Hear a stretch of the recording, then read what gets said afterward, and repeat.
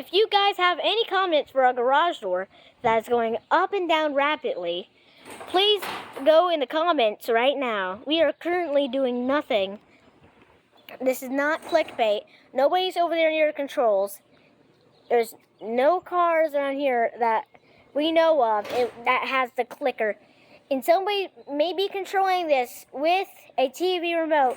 So it may be one of you guys of our neighbors. If you are watching this video, please comment down below any suggestions of how to fix this. Thank you and goodbye.